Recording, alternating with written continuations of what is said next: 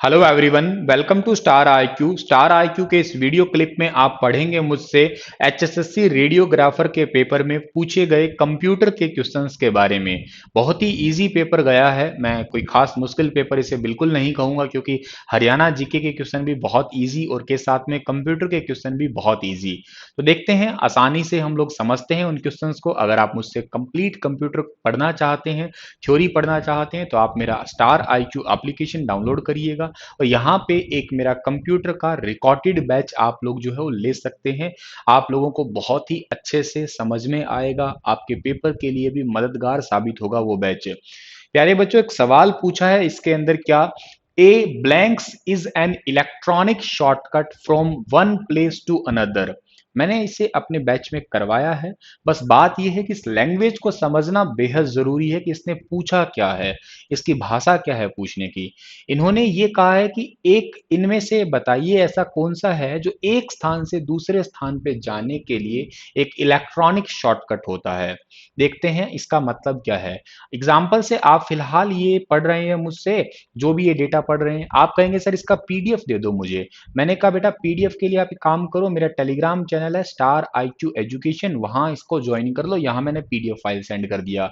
आपने जैसे इस पे क्लिक किया, अब देखो मैंने तो ये मेहनत करके मान लेते हैं क्वेश्चन का पीपीटी बनाया है, तो आप क्या करेंगे, आप यूं करेंगे कि इसको पीपीटी को अपने दोस्तों तक भी शेयर करेंगे। तो पता कैसे लगे कि ये पीपीटी फाइल किसने प्रिपेयर किया है। तो मैं क्या करूंगा, मैं इसी जगह पे अपने यूट्यूब चैनल का लिंक रख दूंगा, ठीक है ना। इसी पीडीएफ के अंदर मैं, या इस पीपीटी में यूट्यूब चैनल का लिंक रख दूंगा, और जैसे उस पर आप क्लिक करोगे, तुरंत आप लोग उसी डॉक्यूमेंट फाइल से, उसी पीडीएफ फाइल से, उसी पीपीटी फाइल से तुरंत आप लोग यूट्यूब पे पहुंच जाओगे। और इसके लिए आप किसका इस्तेमाल करते हो, इसके लिए आप लोग हाइपर लिंक का इस्तेमाल किया करते हो। आपको अगर याद हो तो मैंने अपने बैच में इसे करवाया है। जिस बच्चे ने बैच ले रखा है, कंट्रोल प्लस में के जो होता है ना डियर, इसका एक शॉर्टकट की होता है हाइपर लिंक, ठीक है ना। तो हाइपर लिंक एक शॉर्टकट ही होता है। हाइपर लिंक एक स्थान से दूसरे स्थान पे जाने के लिए इलेक्ट्रॉनिक शॉर्टकट होता है एक प्रकार से।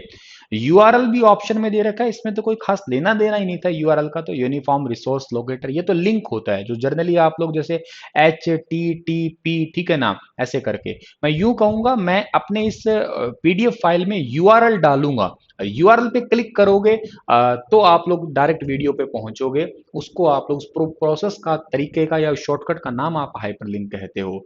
बुकमार्क तो आप लोग इंटरनेट पे कोई पेज होता है उसको सेव करने के लिए वो स्टार का ऑप्शन होता है, बुकमार्क कर देते हो पेज को, करंट पेज का एड्रेस सेव कर लेते हो आप लोग। शॉर्टकट की तो आपकी ही होती है, तो दैट्स वाई इसका सही आंसर क्या होगा डियर, सी ऑप्शन इसका सही होगा हमारा। चलो जी, अगला क्वेश्चन पढ़ते हैं, क्या होगा हमारा। Blanks violent the rules of programming language, ठीक है ना। तो ऐसा कौन सा है जो वायलेट करता है, यानी कि नियमों का उल्लंघन करता है। देखिएगा एचएसएससी की स्ट्रैटेजी, देखिएगा क्वेश्चन पूछा है, सीधा नहीं पूछा स्ट्रेट फॉरवर्ड, लगभग क्वेश्चन खाली स्थान वाले पूछ रहा है। और ऐसे क्वेश्चन जब पेपर में बैठे होते हो ना, तो यकीनन ये क्वेश्चन जो है ना वो मेंटल पे थोड़ा सा प्रेशर कर ही देते हैं कि यार पता नहीं क्या होगा। डायरेक्ट क्वेश्चन हो तो थोड़ा समझना आसान हो जाता है, ये थोड़ा सा घुमाया है उन्होंने सवालों को। तो कहा है कि ऐसा कौन सा है जो वायलेट करते हैं, यानी कि आपके प्रोग्रामिंग की लैंग्वेज में उसका नियमों का उल्लंघन करते हैं। उसका सही आंसर होगा डियर सिंटेक्स एरर। सिंटेक्स का मतलब होता है लिखने का तरीका। जैसे मैंने सी लैंग्वेज को कहा तो उसको आपने लिखा hash include stdio dot H, कहीं पे अगर आपने सेमीकोलन मिस कर दिया, कहीं पे आप लोगों ने जो है ना वो कॉलन मिस कर दिया, या कहीं पे आप लोगों ने ब्रैकेट लगाने भूल गए, एक सिंटेक्स का एरर आ जाएगा। ये नियम है, अगर नियम अगर आप लोग नहीं लगाओगे तो नियमों का तो उल्लंघन ही कहलाएगा ना आपका। दैट्स वाई इसे सिंटेक्स एरर कहेंगे। किसी भी प्रोग्रामिंग भाषा में उनके नियमों का उल्लंघन सिंटेक्स एरर। सही नहीं लिखोगे तो नियम तो उल्लंघन भी, मान लेते हैं रोड है, रोड के ऊपर ठीक नहीं चलोगे तो नियम ही तो उल्लंघन करोगे ना। रोड पे चलने के जो नियम होते हैं और तो क्या है। लॉजिकल एरर तो आप यहां नहीं कह सकते हैं, कोई लॉजिकल एरर का तो कोई चांस नहीं है। डीबग, डीबग का मतलब तो होता है प्रोग्राम में एरर्स को ठीक करना। प्रोग्राम में एरर को बोलते हैं बग हम लोग, और ठीक करना डीबग है। तो यहाँ तो कुछ है ही नहीं चांस आपका। इंटरप्ट्स, इंटरप्ट्स का मतलब वैसे होता है रुकावट है। तो नियमों का उल्लंघन मतलब कोई रुकावट नहीं है, इसको सिंटेक्स एरर कहेंगे। टेक्निकली यही सही रहेगा हमारा, ठीक है। चलो जी, ये क्वेश्चन नहीं था, 21वां ही ठीक था। उसके बाद में बात करते हैं, अगला क्वेश्चन पूछा है हमसे कि वर्ड इंसर्ट। अब माइक्रोसॉफ्ट ऑफिस का सवाल है, माइक्रोसॉफ्ट वर्ड का ये क्वेश्चन है, और ये क्वेश्चन मैंने करवाया है अपने सेशन के दौरान। बस लैंग्वेज समझना यहाँ पे बेहद जरूरी है। इन्होंने कहा जब एक पेज भर जाता है और दूसरे पेज पे चले जाते हैं तो ये कौन सी टेक्निक होती है, ध्यान से समझिएगा। मैंने आप लोगों को पेज ब्रेक कंडीशन करवाई होगी जिन्होंने भी इस बैच को ले रखा है, ठीक है ना। तो समझिएगा पेज ब्रेक क्या होता है। मान लेते हैं एक पेज ये है, एक पेज ये है आपका, ठीक है। आप इस पेज पे कुछ लिख रहे हैं, कुछ भी लिखा आपने, कुछ भी लिखा, यहां तक आते आते आपका मन हो गया कि यार अब ये आगे की चीज है ना, एक मैं अगले पेज पे स्टार्ट करूंगा। ऐसे कई बार आप कॉपी पे भी नोट्स बनाते बनाते हो जाते हैं ना कि यार पूरा पेज होता है तो आधे पेज में ही आप चाहते हैं कि वहां पे रोक के अगले पेज पे जाके मैं स्टार्ट करूं। तो इसी करके आप इस पेज को ब्रेक कर देते हैं, यहां से छोड़ के डायरेक्ट अगले पेज पे आना। इसके लिए आप लोग जो है CTRL+ में एंटर की जो है ना वो इस्तेमाल करते हैं। इसके लिए आप लोग इसको बोला करते हैं पेज ब्रेक कंडीशन जो है ना, इसको ही बोला करते हैं। अगर आपसे पूछा जाए कि जो पेज ब्रेक होता है, पेज ब्रेक के लिए कौन सी शॉर्टकट की जो होती है ना, वो कौन सी आप लोग शॉर्टकट की का इस्तेमाल करते हैं, तो आपका क्या रहेगा, कंट्रोल+ में एंटर जो होता है ना, उसके लिए हम लोग क्या करते हैं, वो शॉर्टकट की इस्तेमाल किया करते हैं पेज ब्रेक, एक पेज को बीच में छोड़ने के लिए। अब आपसे पूछा इन्होंने जब एक पेज भर जाए अपने आप दूसरे पे चले जाएं, अब ये पूरा पेज भर गया अपने आप चले गए, तो इस वाली कंडीशन को आप सॉफ्ट पेज ब्रेक बोलेंगे। ये वाले क्वेश्चन का आंसर रहेगा सॉफ्ट। और अगर आप जबरदस्ती जा रहे हो तो मतलब हार्ड हो जाएगा ना, ठीक है ना। तो अगर कंट्रोल+ में एंटर करोगे तो ये तो वाला होता है आपका हार्ड पेज ब्रेक होता है, ठीक है ना।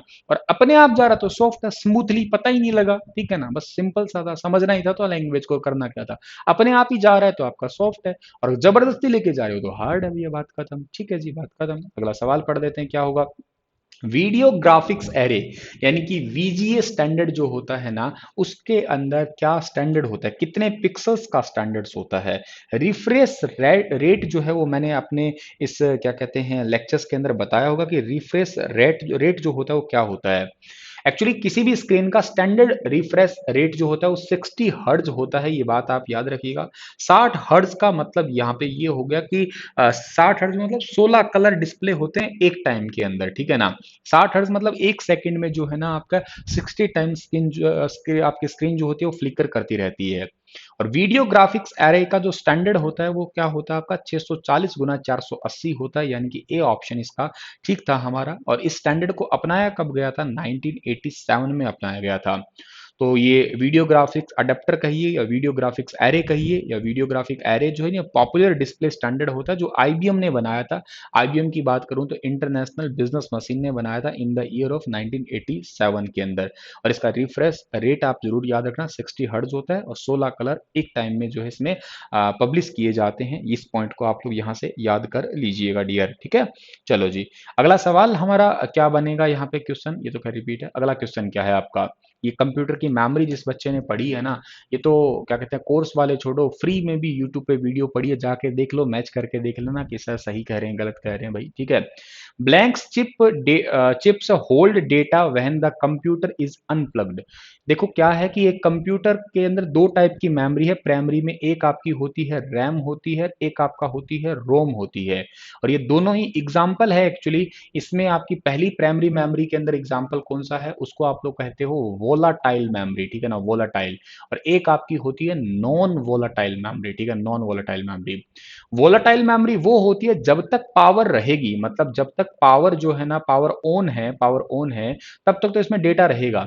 जैसे ही पावर इसके अंदर ऑफ हुई तो डेटा सारा का सारा गायब हो जाएगा। लेकिन नॉन वोलेटाइल के अंदर क्या होता है, पावर चाहे रहे और चाहे पावर ना रहे, पावर पे कोई डिपेंड नहीं है, डेटा हमेशा रहेगा। इस वोलेटाइल का एग्जांपल होता है रैम, और इस नॉन वोलेटाइल का एग्जांपल होता है रोम आपका।